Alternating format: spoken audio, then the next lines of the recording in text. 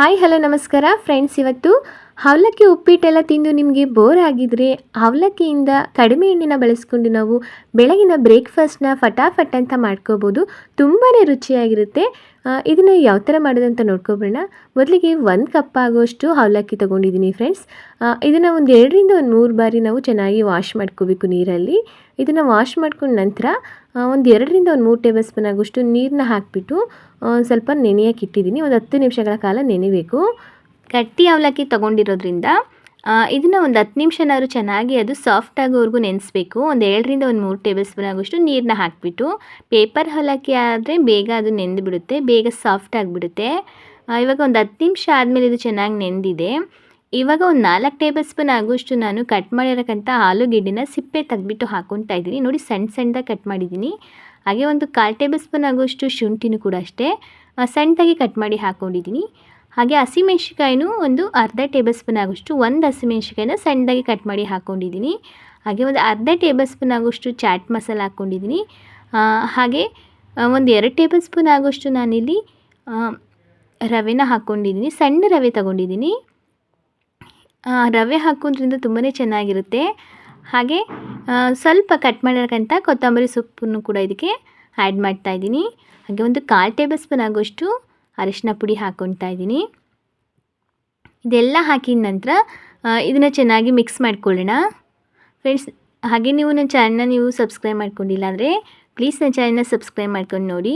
ಹಾಗೆ ನಿಮ್ಮ ಫ್ರೆಂಡ್ಸಿಗೆ, ನಿಮ್ಮ ಫ್ಯಾಮಿಲಿ ಮೆಂಬರ್ಸಿಗೆಲ್ಲ ಈ ರೆಸಿಪಿ ಇಷ್ಟ ಆಗಿದರೆ ಶೇರ್ ಮಾಡಿ. ಹಾಗೆ ಹೇಗಿದೆ ಅಂತ ಕಮೆಂಟ್ ಮುಖಾಂತರ ತಿಳಿಸಿ ಫ್ರೆಂಡ್ಸ್. ಇವಾಗ ಇದಾಗಿದೆ. ಮಿಕ್ಸ್ ಮಾಡ್ಕೊಂಡ ನಂತರ ಇದಕ್ಕೆ ಒಂದು 1/4 ಕಪ್ ಆಗೋಷ್ಟು ಮೊಸರು ಹಾಕ್ಕೊತಾ ಇದ್ದೀನಿ. ನೋಡಿ, ಗಟ್ಟಿ ಮೊಸರು ಹಾಕ್ತಾಯಿದ್ದೀನಿ. ಅದೇ ಕಪ್ಪಲ್ಲಿ ಮತ್ತೆ ಒಂದು 1/4 ಕಪ್ ಆಗೋಷ್ಟು ನೀರನ್ನ ಹಾಕ್ಕೊತಾ ಇದ್ದೀನಿ.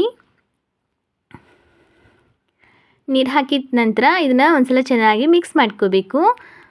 ನೋಡಿ, ಸ್ವಲ್ಪ ಅವಲಕ್ಕಿ ಎಷ್ಟು ಸಾಫ್ಟಾಗಿದೆ ಅಂತ ಈ ರೀತಿ ನೀಟಾಗಿ ಮಿಕ್ಸ್ ಮಾಡ್ಕೊಂಡ ನಂತರ ಇದಕ್ಕೆ ರುಚಿಗೆ ತಕ್ಕಷ್ಟು ಸ್ವಲ್ಪ ಉಪ್ಪನ್ನ, ಒಂದು ಅರ್ಧ ಟೇಬಲ್ ಸ್ಪೂನ್ ಆಗೋಷ್ಟು ಉಪ್ಪಿನ ಪುಡಿನ ಹಾಕ್ಕೊತಾ ಇದ್ದೀನಿ. ಉಪ್ಪಿನ ಪುಡಿ ಹಾಕಿದ ನಂತರ ಒಂದ್ಸಲ ಚೆನ್ನಾಗಿ ಮಿಕ್ಸ್ ಮಾಡ್ಕೊಳ್ಳೋಣ ಫ್ರೆಂಡ್ಸ್. ತುಂಬಾ ಚೆನ್ನಾಗಿರುತ್ತೆ, ಹೆಲ್ತಿಯಾಗೂ ಇರುತ್ತೆ. ಹಾಗೆ ಡಯಟ್ ಮಾಡೋರಿಗೂ ಅಷ್ಟೇ ತುಂಬಾ ಹೆಲ್ಪ್ ಆಗುತ್ತೆ. ಈ ರೀತಿ ಕಡಿಮೆ ಆಯಿಲ್ನ ಬಳಸ್ಕೊಂಡು ನಾವು ಮಾಡ್ಕೋಬೋದು. ತುಂಬಾ ರುಚಿಯಾಗಿರುತ್ತೆ. ಅದರಲ್ಲೂ ಮಕ್ಕಳಿಗೂ ಅಷ್ಟೇ, ಸ್ಕೂಲಿಗೆ ಹೋಗೋ ಲಂಚ್ ಬಾಕ್ಸ್ಗೂ ಕೂಡ ಅಷ್ಟೇ ಈ ರೀತಿ ಮಾಡಿಕೊಡೋದ್ರಿಂದ ಮಕ್ಕಳಿಗೆ ತುಂಬಾ ಇಷ್ಟ ಆಗುತ್ತೆ, ಇಷ್ಟಪಟ್ಟು ತಿಂತಾರೆ. ಇವಾಗ ಹಂಚು ಕೂಡ ನೋಡಿ ಚೆನ್ನಾಗಿ ಕಾದಿರಬೇಕು. ಒಂದು ಮೀಡಿಯಮ್ ಫ್ಲೇಮಲ್ಲಿ ನಾನಿಲ್ಲಿ ಒಂದು ಸ್ವಲ್ಪ ಎಣ್ಣೆ ಹಾಕ್ಕೊಂಡಿದ್ದೀನಿ, ಅಷ್ಟೇ, ಜಾಸ್ತಿ ಹಾಕ್ಕೊಂಡಿಲ್ಲ. ಆಯಿಲ್ ಕಮ್ಮಿ ಹಾಕಿ ಮಾಡೋದ್ರಿಂದ ನೀವು ಆಯಿಲ್ ಹಾಕ್ತಲೇ ಕೂಡ ನಾನ್ ಸ್ಟಿಕ್ಕಲ್ಲಿ ಮಾಡ್ಕೋಬೋದು, ತುಂಬಾ ಚೆನ್ನಾಗಿ ಬರುತ್ತೆ ಫ್ರೆಂಡ್ಸ್. ಇವಾಗ ಸ್ವಲ್ಪ ತಿಕ್ನೆಸ್ಸಾಗಿ ಹಾಕಬೇಕು. ತುಂಬ ತೆಳುಗೆ ಹಾಕಿದರೆ ಅಷ್ಟು ಚೆನ್ನಾಗಿ ಬರಲ್ಲ. ನೋಡಿ, ಸ್ವಲ್ಪ ತಿಕ್ಕಾಗಿರಬೇಕು. ಈ ರೀತಿ ಪ್ಯಾನ್ ಕೇಕ್ ಎಲ್ಲ ಇರುತ್ತಲ್ಲ, ಆ ರೀತಿ ನೀಟಾಗಿ ಈ ಥರ ಹಾಕಬೇಕು. ತುಂಬಾ ರುಚಿಯಾಗಿರುತ್ತೆ. ಒಂದು ಹೊಸ ರೆಸಿಪಿ ಅಂತಲೇ ಹೇಳ್ಬೋದು. ಅವಲಕ್ಕಿಯಿಂದ ಒಂದು ಒಳ್ಳೆ ಬ್ರೇಕ್ಫಾಸ್ಟ್ ಅಂತಲೇ ಹೇಳ್ಬೋದು. ರುಚಿ ಅಂತೂ ತುಂಬಾ ಚೆನ್ನಾಗಿರುತ್ತೆ.